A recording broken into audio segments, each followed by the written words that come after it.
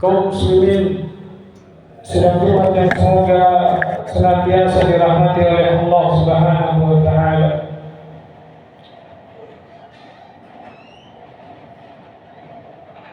Peristiwa Isra wal Mi'raj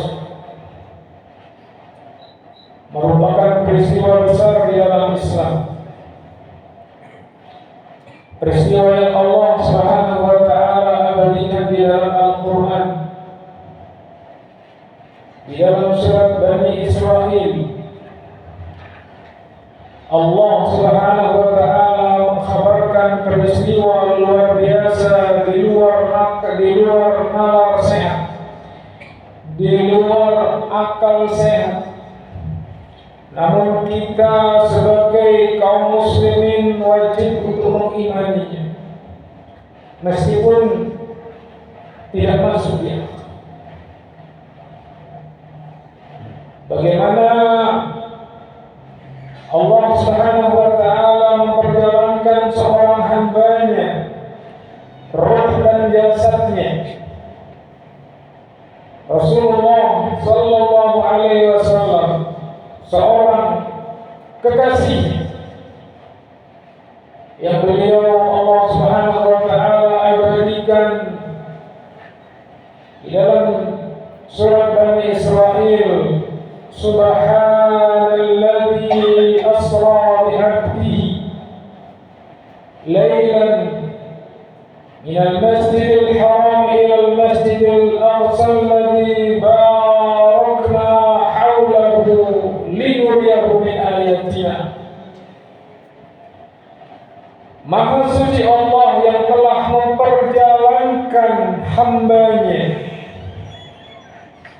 roh dan jasadnya. Bukan hanya rohnya saja, tapi roh dan jasadnya. Bukan seperti di alam mimpi, benar-benar sadar dan dalam keadaan terjaga. Dan itulah yang dulu diingkari oleh orang-orang kufar Quraisy, karena tidak masuk akal. Lailan, di malam hari, minal masjidil haram ilal masjidil aqsa, dari masjidil haram ke masjidil aqsa, lebih dari 1.500 km, dari Jazirah Arab menuju ke bumi Syam, ke Palestina, yang pada waktu itu ditempuh oleh Rasulullah SAW hanya dalam waktu 1 malam, bahkan tidak sampai. Peristiwa Isra wal Mi'raj memberikan pelajaran besar kepada kita. Yang pertama, keimanan tidak diukur dengan akal. Seorang dikatakan beriman ketika dia tunduk dan patuh terhadap dalil, terhadap syariat, meskipun tak masuk akal. Karena terkadang akal kita tidak mampu untuk mencernanya, akal kita terbatas sehingga dia tidak mampu. Maka ketika wahyu berbicara, membenarkan adalah pilihan yang tepat. Tidak ada tawar-menawar ketika wahyu sudah diturunkan. Tidak ada kata nego untuk menerima wahyu dari Allah Subhanahu wa taala. Itulah iman tanpa pikir-pikir. Ketika Allah Subhanahu wa taala telah menghabarkan bahwasanya Rasulullah diperjalankan dari Masjidil Haram ke Masjidil Aqsa, kemudian dinaikkan ke Sidratul Muntaha, bertemu dengan Allah Subhanahu wa taala di atas langit untuk menerima syariat salat 5 waktu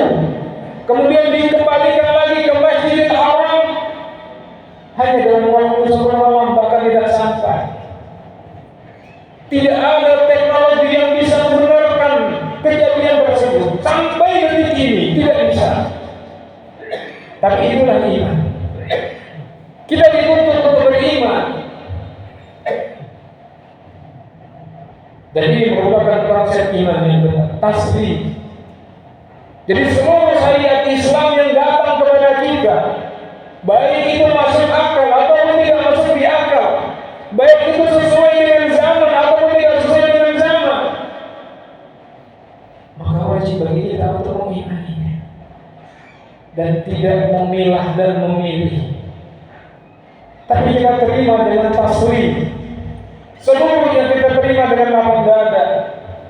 Dan itulah yang diisyaratkan oleh Allah Subhanahu wa taala, ya ayyuhalladzina amanu udkhulu fis-silmi kafah. Wahai orang-orang yang beriman, masuklah kalian ke dalam Islam secara universal, secara menyeluruh, tanpa memilah dan memilih. Oh ini cocok di lingkungan saya, oh ini enggak cocok, oh tradisi ini enggak bisa diterapkan di masyarakat saya, kalau diterapkan nanti saya dikucilkan, oh yang ini bisa diterapkan. Tidak, harus totalitas. Kata Allah Subhanahu wa ta'ala, la yu'minun hatta yuhaqqimuka fima shajara bainahum thumma la yajidu fi anfusihim harajan mimma qadaita wa yusallimu taslima. Kata Allah Subhanahu wa ta'ala, tidaklah kalian itu dikatakan beriman sampai kalian benar-benar mau menerima terhadap keputusan yang telah diputuskan oleh Allah Subhanahu wa ta'ala, dan kalian menerimanya dengan penerimaan lapang dada. Tidak ada rasa berat. La yajidu fi anfusihim harajan, tidak ada rasa berat dalam diri mereka.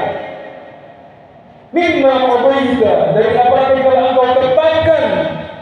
Wa yusallimu taslima, dan menerima dengan penerimaan yang benar-benar pasrah.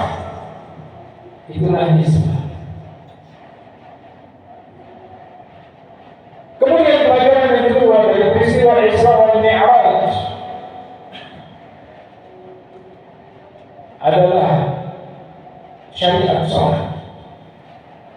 Betapa besarnya syariat salat, betapa agungnya syariat salat, betapa beratnya syariat salat, sehingga Allah ingin kekasihnya langsung yang menghadap ke beliau untuk menerima mandat syariat salat yang berat ini. Berbeda dengan syariat-syariat yang lainnya.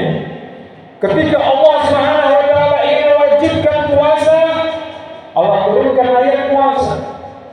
Ketika Allah Subhanahu wa ta'ala mewajibkan syariat jihad, Allah turunkan ayat tentang jihad. Ketika Allah ingin mewajibkan kita membayar zakat, haji, umrah, sedekah, dan syariat Islam yang lainnya, Allah hanya menurunkan ayat dari atas langitnya. Tapi ketika Allah Subhanahu wa ta'ala ingin mensyariatkan salat lima waktu, Allah ingin langsung kekasihnya Rasulullah sallallahu alaihi wasallam diberitakan untuk menghadap langsung kepada Allah Subhanahu wa ta'ala. Dan memang benar, salat ini benar. Salat ini benar. Banyak di antara kita yang masih terlena dengan salat. Banyak di antara kita yang masih menyia-nyiakan salat. Banyak di antara kita yang masih meremehkan salat. Ntar, nanti, besok, akhirnya terlewat sampai mati. Maka kata Allah Subhanahu wa ta'ala, innaha lakabiratun illa 'alal khashi'in. Sesungguhnya salat itu berat kecuali bagi orang-orang yang bisa khusyuk melaksanakannya. Maka kaum muslimin yang dirahmati oleh Allah Subhanahu wa ta'ala, bagaimanapun keadaan kita, apapun kondisinya, sedang apapun kita, jangan pernah terbesit untuk meninggalkan salat. Jaga. Karena ini merupakan dinding pemisah antara seorang mukmin dengan orang kafir. Pembeda orang muslim dengan orang kafir itu salat, kata Rasulullah, bukan KTP. Al-ahdu alladhi bainana wa bainahum as-salat. Perjanjian antara kami dengan mereka orang-orang kafir adalah salat. Faman tarakaha faqad kafar. Maka barang siapa yang meninggalkannya, sungguh dia telah kufur. Bukan main-main perkara salat. Bukan ringan seorang yang meninggalkan sholat. Sampai seorang mengatakan, saya tidak sholat, tidak apa-apa, yang penting hati saya baik. Subhanallah.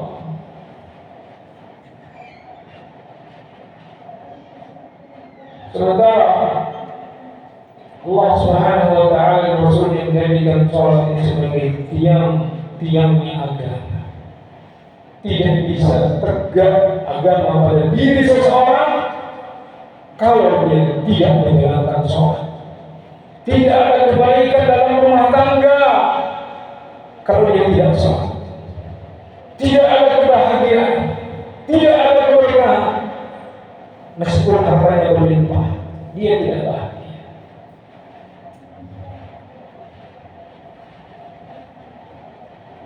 Kemudian yang terakhir, yang bisa kita ambil peristiwa atau pelajaran dari peristiwa Isra wal Mi'raj adalah mengimani keberadaan Allah Subhanahu wa ta'ala di atas arsy, di atas langit. Dan ini tidak bisa dibantah, baik secara akal ataupun secara dalil syar'i. Secara akal, seorang secara fitrah ketika ditanya atau hatinya terpaut kepada Allah Subhanahu wa ta'ala, ketika dia berdoa, dia akan menghadapkan ke atas. Ketika anak-anak kita ditanya tentang di mana Allah, mereka akan menjawab Allah ada di atas langit. Ketika para artis yang tidak pernah mengenal syariat salat, tidak pernah belajar Islam, ketika ditanya tentang perjodohan, apa mereka? Jawab saya serahkan dengan yang di atas. Siapa yang di atas itu? Itu fitrah, gak bisa dibohongi. Bagaimana ada orang di zaman ini yang katanya berilmu mengatakan Allah bukan di langit, tapi Allah ada di mana-mana. Ini penghinaan terhadap Allah Subhanahu wa ta'ala. Kalau Allah ada di mana-mana, berarti Allah ada di tempat-tempat kotor. Allah ada di tempat-tempat maksiat. Allah ada di tempat-tempat yang najis. Subhanallah, amma yasifun. Maha suci Allah dari apa yang mereka sifatkan. Maksud keberadaan Allah di mana-mana itu bukan zatnya Allah, bukan keberadaan wujudnya Allah, tapi ilmu dan pertolongan Allah. Adapun wujudnya Allah, zatnya Allah berada di mana? Mengawasi, memantau hamba-hamba. Qul qawli hadza astaghfirullah li wa lakum wa lisa'iril muslimin min kulli dhanbin wa khati'atin astaghfiruhu innahu huwal ghafurur rahim.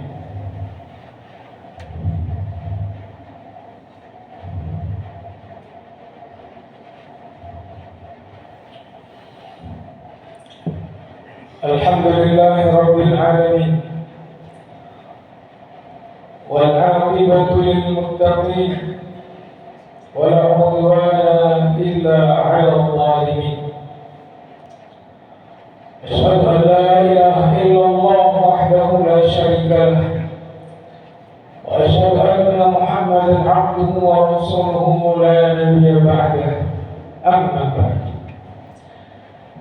Kaum muslimin yang Tuhan, semoga senantiasa dirahmati oleh Allah Subhanahu wa Ta'ala. Peristiwa Isra wal Mi'raj merupakan ujian keimanan di masa-masa awal-awal Islam.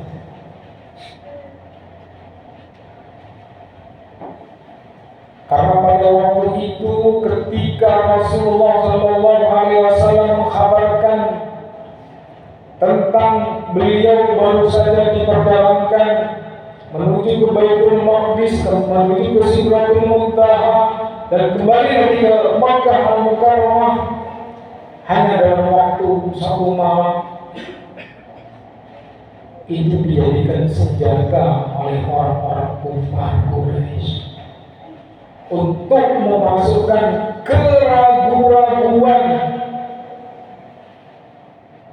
keimanan mereka. Dijadikan alat oleh orang-orang kufar untuk menggoyah keimanan mereka saat ini.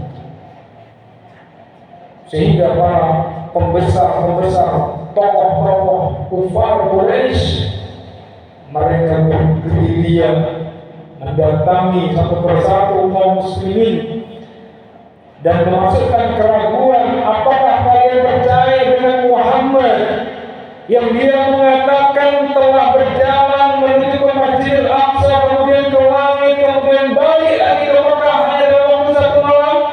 Kalian percaya? Mereka semua diam, bingung.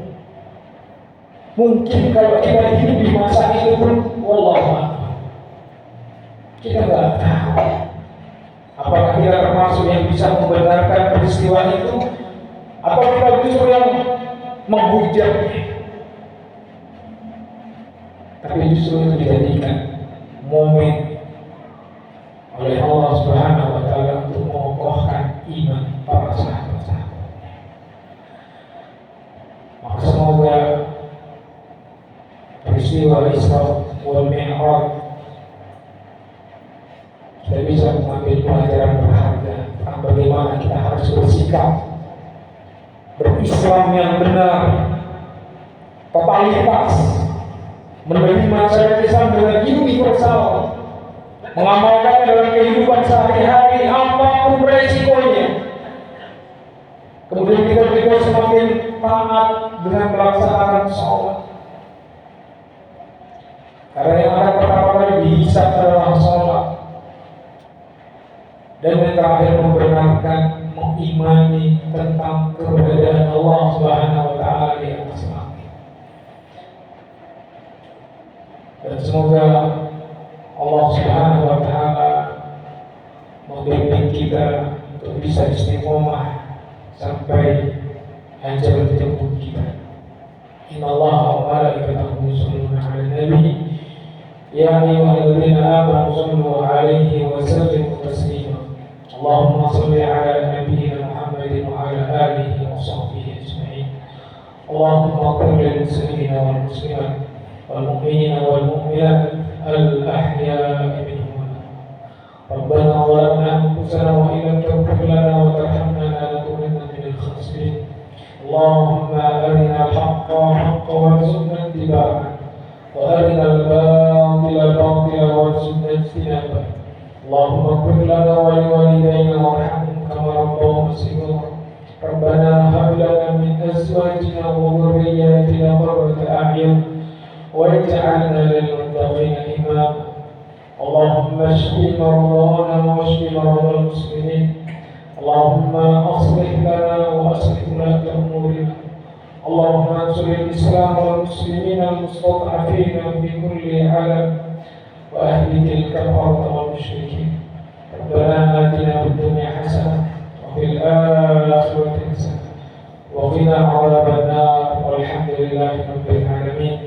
عباد الله، إن الله يأمركم بالعدل والإحسان وإيتاء ذي القربى وينهى عن الفحشاء والمنكر والبغي يعظكم لعلكم تذكرون. واذكروا الله العظيم يذكركم واشكروا على نعمه يزدكم ولذكر